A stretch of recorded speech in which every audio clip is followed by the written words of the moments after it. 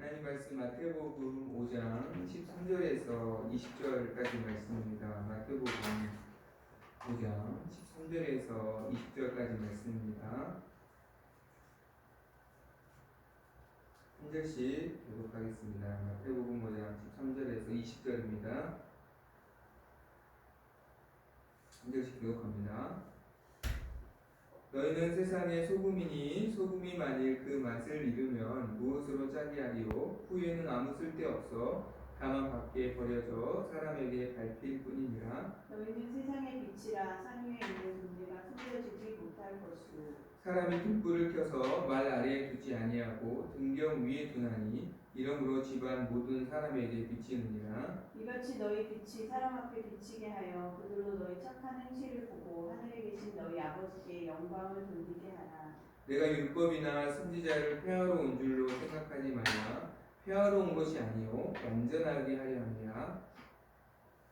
진실로 너희에게 이르노니 천지가 없어지기 전에는 율법의 1.1획도 결코 없어지지 아니하고 다 이루리라. 그러므로 누구든지 이 계명 중에 지극히 작은 것 하나라도 버리고 또 그같이 사람을 가르치는 자는 천국에서 지극히 작다 일컬음을 받을 것이요 누구든지 이를 행하며 가르치는 자는 천국에서 크다 일컬음을 받으리라. 내가 너희에게 이르노니 너희가 서기관과 바리새인보다 더 낫지 못하면 결코 천국에 들어가지 못하리라.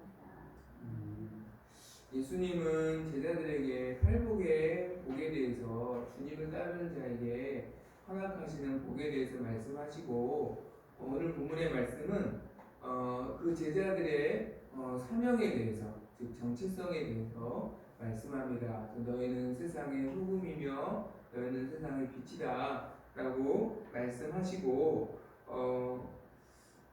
저는 13절부터 20절까지를 한 문맥으로 보았습니다. 그래서 이 소금과 빛의 사명을 감당하는 정체성을 잃지 않는 그리스도인의 그 모습에 대해서 오늘 13절부터 20절까지 말씀을 통해서 말씀을 나누기 원합니다. 먼저 13절에 보니까 너희는 세상의 소금이다 라고 이렇게 말씀합니다. 예수님은 소금의 많은 기능 중에 가장 중요한 기능을 이렇게 말씀합니다. 소금이 만일 그 맛을 잃으면 무엇으로 짜게 하리요? 그러니까 소금이 가장 중요한 대체 불가한 이유는 맛을 내는 유일한 어떻게 보면 가장 맛을 내는데 대체 불가한 귀한 존재라는 거예요. 모든 음식에 소금이 들어가지 않으면 그 음식을 먹을 수가 없다는 것입니다.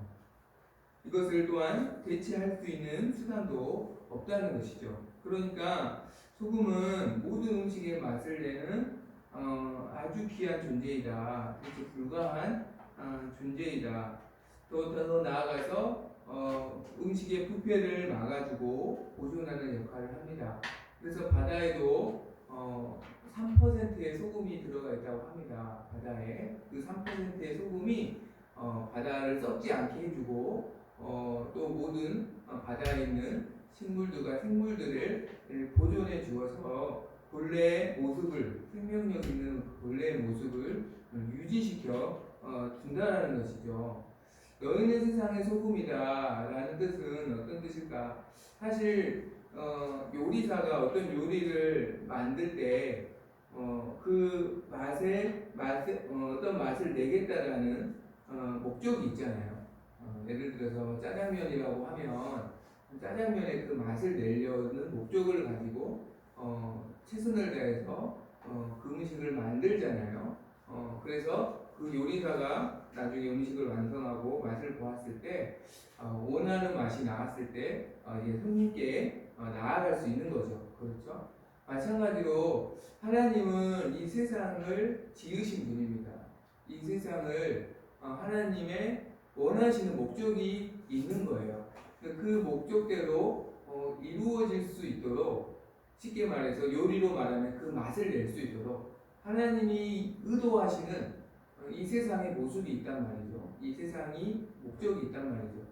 그 목적대로 갈 수 있도록 요리로 말하면 그 맛을 내는 아주 중요한 결정적인 존재가 바로 주님을 따르는 제자들이라는 겁니다. 예를 들어 볼까요? 가정에 하나님이 가정을 만드시는 목적이 있습니다.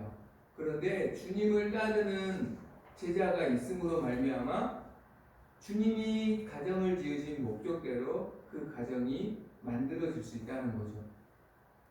이것은 누구로도 어떤 세상의 법이나 제도나 어떤 돈이나 어떤 명예로 결코 만들어질 수 없는 것이죠. 오직 주님을 따르는 제자들을 통해서만 주님이 원하시는 맛을 내는, 주님이 원하시는 목적대로 만들어져 가게 하는 대체 불가한 존재들이 바로 주님을 따르는 제자들의 정체성이라는 거예요. 그리고 더 나아가서 사명이라는 거예요. 어떻게 그렇다면 주님을 따르는 제자는 맛을 내는 존재가 됩니까? 그것을 보충해주고 더해주는 말씀이 14절부터 16절의 말씀입니다. 너희는 세상의 빛이다. 빛이라고 말씀하시면서 너희의 빛을 사람 앞에 비추어라 라고 말씀하시잖아요. 그런데 이 빛이 뭐냐고 주님이 구체적으로 가르쳐 주시죠. 16절에 너희 착한 행실을 보고, 그렇죠, 너희 착한 행실을 보고 하늘에 계신 너희 아버지께 영광을 돌리게 하라. 그러니까 주님을 따른 제자들이 어떻게 세상에서 맛을 내어서 하나님이 의도하시는 대로 이 세상이 만들어져 가게 하는 것인가? 착한 행실을 통해서. 착한 행실이라는 것은 어떤 도덕적인 착한 행실이 아니라 믿음의 행실을 말하는 것입니다. 믿음의 삶을 말하는 것이죠. 그러니까 주님을 믿는 그 믿음을 따라 살아가는 그 삶으로 말미암아 그가 속한 곳에서 맛을 내는, 그래서 주님이 의도하시는 대로 그 공동체가 또 그 세상이 만들어져 갈 수 있는, 완성될 수 있는 그런 존재로 하나님이 저희를 부르신 것이죠. 요한계시록에 보면 예수님은 소아시아 7교회에 대해서 이 소아시아 7교회에 대해서 칭찬도 하시고 책망도 하시는데 책망하시는 가장 큰 이유를 보면 그들이 그들의 어떤 신앙의 고백이나 믿음을 책망하시는 게 아니라 그들이 믿는 믿음대로 살지 못하는 것에 대해서, 즉 믿음의 행위에 대해서 주님이 책망하시는 것을 우리는 보게 됩니다. 자세히 보시면 모두 다 정확히 말하면 그들의 믿음의 행위를 주님은 책망하세요. 요한계시록 2장 4절과 5절에 보면 대표적으로 에베소 교회를 향해서 주님이 이렇게 말씀하시죠. 그러나 너를 책망할 것이 있나니 너희 처음 사랑을 버렸느니라. 그러므로 어디서 떨어졌는지를 생각하고 회개하여 처음 행위를 가져라. 그러니까 처음 주님을 사랑했던 그 사랑의 어떤 삶을 다시 회복해라 라고 책망하시죠. 그러니까 자세히 읽어보시면 다 그 행위를 책망하세요. 그러니까 주님을 믿는 제자들은 그 믿음이 삶으로 드러나야 하는 것이고, 그 삶을 통해서 이 세상이 주님이 원하시는 의도대로 만들어져가는, 맛을 내는 그러한 주님의 뜻을 이루는 어떤 하나님의 나라가 된다는 것이죠. 그 역할을 하는 것이 바로 제자들이고, 그들을 세상의 소금이고 빛이라고 하나님 말씀하십니다. 만약에 이 삶을 드러내지 못해서 주님의 의도대로 사명을 감당하지 못한다면 사람들에게 밟힐 뿐이다. 길에 벌어져서 사람들에게 밟힐 뿐이다. 수치를 당할 뿐이다. 라고 말씀하고 있습니다. 어떻게 그렇다면 주님을 따르는 제자들이 소금과 빛의 사명을 감당할 수 있을까? 그것이 저는 17절부터 20절의 말씀으로 한 문맥으로 보았습니다. 바로 이어지는 말씀이죠. 17절 18절에 보면 이렇게 말씀합니다. 내가 율법이나 선지자를 폐하러 온 줄로 생각하지 말라. 폐하러 온 것이 아니요 완전하게 하려 함이라. 진실로 너희에게 이르노니 천지가 없어지기 전에는 율법의 1.1획도 결코 없어지지 아니하고 다 이루리라. 무슨 말일까요? 주님이 구약의 율법을 폐하고 취소하기 위해서 오신 분이 아니라 구약의 율법을 완성하고 성취하시기 위해 오셨다라고 말씀하시는 거예요. 이렇게 말씀하시는 이유는 어떤 의미가 있을까요? 19절에 보니까 그러므로 누구든지 계명 중에 지극히 작은 것 하나라도 버리고 또 그같이 사람을 가르치는 자는 천국에서 지극히 작다 일컬음을 받을 것이요 누구든지 이를 행하며 가르치는 자는 천국에서 크다 일컬음을 받으리라. 무슨 말일까요? 주님이 나는 율법을 완성하러 왔다라고 말씀하신 이유가 19절에 나와있죠. 제자들이 예수님 믿기 때문에 구약의 말씀을 하나님이 주신 율법의 말씀을 더 이상 지키지 않아도 돼, 신경 쓰지 않아도 돼, 중요한 말씀만 내가 순종하면 돼, 이렇게 오해해서 하나님이 주신 율법의 말씀을 자기들의 기준으로 크다 작다를 따져서 작게 여겨 어떤 말씀을 합리화시켜서 버릴 수 있다라는 거예요. 요즘으로 말하면 하나님의 말씀을 성경의 66권의 말씀을 모두 다 하나님의 말씀으로 믿고 순종해야 되는데 나의 어떤 상황과 환경에 따라서 어떠한 말씀을 중하게 여기고 어떠한 말씀을 가볍게 여겨서 취사 선택하여서 내가 원하는 말씀만 순종하고 나에게 조금 나의 이익과 반대되는 그런 말씀을 어떻게 보면은 내려놓음으로 그렇게 신앙생활 할 때 사실은 우리가 맛을 잃은 소금이 될 수 있다라고 말씀하는 것입니다. 19절에 보니까 이렇게 행하는 자는 천국에서 지극히 작다 일컬음 받을 것이다. 그러니까 수치를 당할 것이다. 앞에 버려지는 소금과 같이 수치를 당할 것이다 라고 같은 의미라는 것이죠. 우리가 이러한 예를 사실 성경에서 많이 봐요. 소금의 맛을 내는 하나님의 사명을 너무나 귀하게 감당하고 있다가 안타깝게 시간이 지나면서 그 맛을 잃어버리는 변질되는 그러한 신앙인들을 성경을 통해서 우리는 많이 봅니다. 그런데 그 원인들을 자세히 살펴보면 이 말씀에 다 걸리는 거예요. 17절부터 19절의 말씀에. 예를 들어서 솔로몬 왕을 생각해 보죠. 솔로몬처럼 지혜가 있고 또 백성을 사랑하고 또 하나님을 경외하는 왕이 없었습니다. 1,000번째를 하나님께 드릴 정도로 그 하나님을 지극히 사랑했고 하나님 맡겨주신 백성을 너무너무 잘 섬기고 싶어서 하나님께 지혜를 구했던 그런 왕입니다.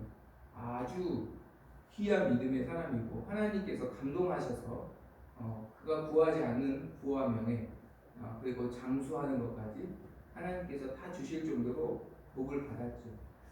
그렇게 지혜로웠던 솔로몬 왕이 나중에 우상 숭배하는 그러한 변질된 왕으로 나중에 타락합니다. 그 원인을 보면 그가 이방 여인들과 통혼하지 말라. 그러니까 하나님을 믿지 않는 여인들과 결혼해서는 안 된다. 그리고 이스라엘 왕들은 많은 아내를 두어서는 안 된다. 라는 사실은 이 말씀을 가볍게 여긴 거예요. 내가 왕이어서 이 큰 제국을 유지하려면 외교 정책도 너무너무 중요해. 근데 이 외교 정책은 혈연 관계를 통해서 가장 확고히 할 수 있어.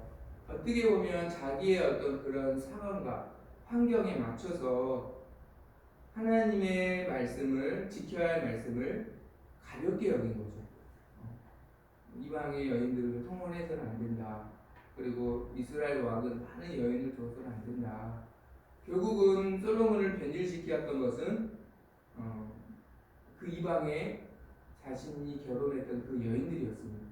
그들이 자기가 믿는 신을 솔로몬에게 계속 공유했고 나중에 결국 솔로몬이 믿음이 변질되어서 그가 하나님을 떠나게 되는 것이죠.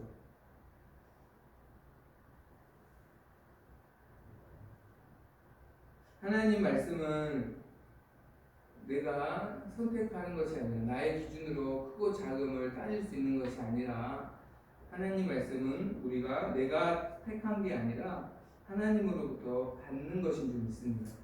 하나님께 받는 것이고 하나님이 주신 말씀은 모두 그대로 아멘으로 믿고 순종해야 하는 것이죠. 그리고 그것을 지켜 행하기 위해 힘써야 하는 것입니다. 그러할 때 내가 변질되지 않고 나의 그 신앙과 그 삶을 통해서 맛을 내는 소금의 사명을 감당할 수 있는 것입니다. 그러니까 내 어떤 기준이 꺾여야 되는 것이지 하나님 말씀을 내가 꺾어서는 안 된다는 것이죠. 나의 상황을 내려놔야 하는 것이지 하나님 말씀을 내가 내려놔서는 안 된다는 것이죠. 그 말씀이 성경 66권에 있는 말씀이라면 그 말씀을 선택하는 자가 되어야 한다는 것입니다. 그것이 변질되지 않는 맛을 내는 소금의 가장 중요한 모습이라는 것을 우리에게 말씀하고 있어요.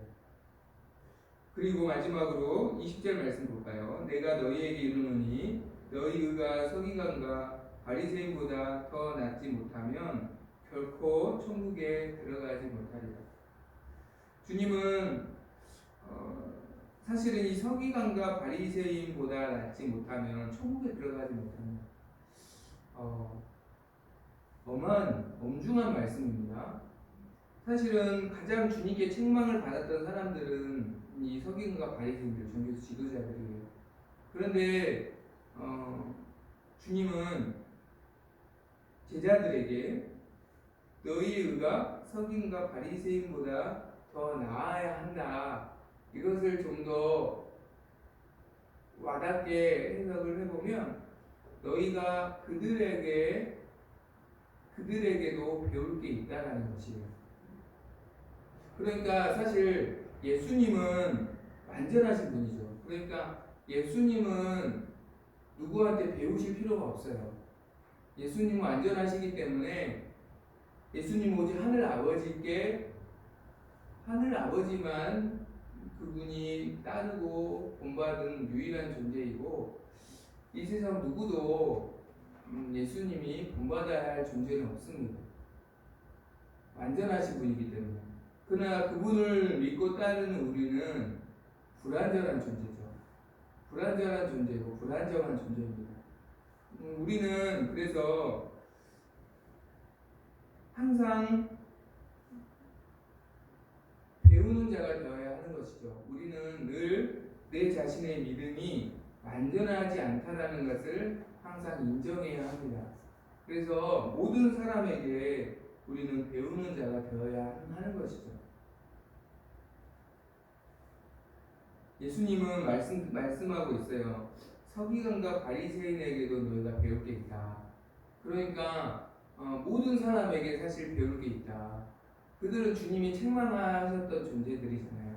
근데 그들에게도 너희가 배울 게 있다라고 말씀하시는 것은 너희가 모든 사람에게 너희의 믿음의 부족함에 대해 배워야 한다라는 것이죠. 무엇을 배워야 할까요? 본받아야 할 점과 또 반면교사로 삼아야 할 것, 이 두 가지를 우리는 배워야 합니다. 아무리 단점이 많은 사람도 한 가지 이상의 장점이 있습니다. 그것을 배워야 하는 것이죠. 그리고 아무리 장점이 많아도 한 가지 이상 단점이 있습니다. 그 단점은 반면교사로 삼아야 한다는 것입니다. 그러니까 본받아야 할 것은 본받고 반면교사로 삼아야 할 것은 반면교사로 모든 사람을 통해서 우리가 삼아야 한다는 것이에요. 마태복음 23장 2절과 3절에서 정확히 말씀합니다. 서기관과 바리새인들에게 제자들이 배워야 할 것. 그러므로 무엇이든지 그들이 말하는 바는 행하고 지키래. 무슨 말이에요? 그들의 가르침은 배우라. 그들의 가르침, 그들이 말하는 거는 배워라. 그러니까 그들이 가르치는 율법은 정확하다는 거죠. 그들이 가르치는 그 가르침은 그들이 정말 말씀을 사모해서 그들이 하나님 말씀을 가르치기 때문에 그 말씀에 대한 열심과 그들의 가르침을 너희가 배워라. 배워라. 말씀을 아는 자가 되어라. 말씀하는 것이죠. 그러나 배우지 말아야 할 것은 그들의 행위는 본받지 말라. 어떤 행위를 본받지 말라고 하십니까? 말만 하고 행하지 않는 모습. 그러니까 가르치는 대로 살지 않는 그들의 모습을 본받지 말아라. 본받지 말고 또 3절 4절에 5절에 보니까 그들이 사람에게 행위를 보이려는 외식하는 모습도 본받지 말아라. 이 두 가지를 배워라 라고 주님 말씀합니다.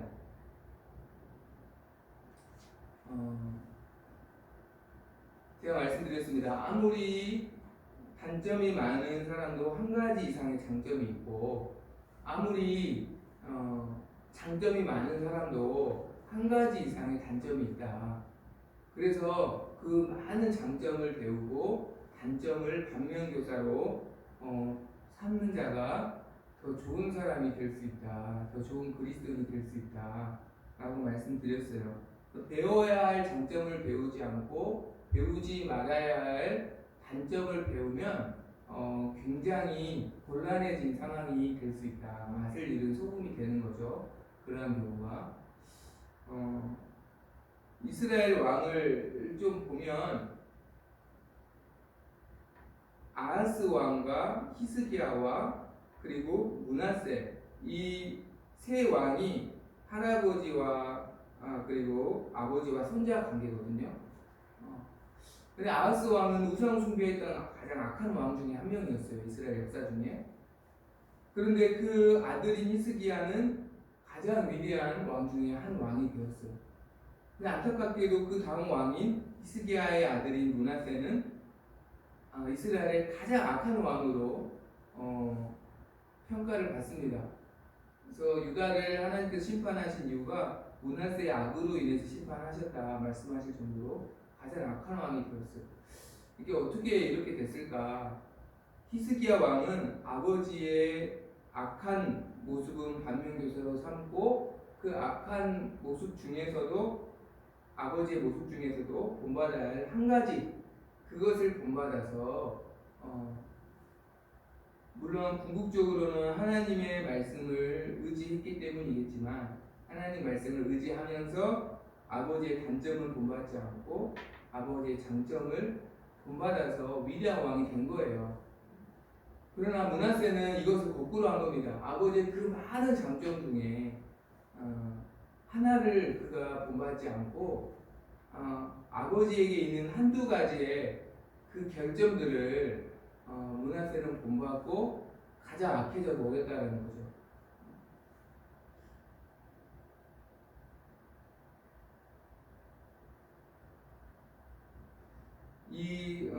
저는 실제로 이렇게 행해서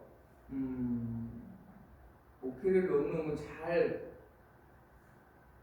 하시고 아름답게 은퇴하시는 목사님을 저는 알고 있어요.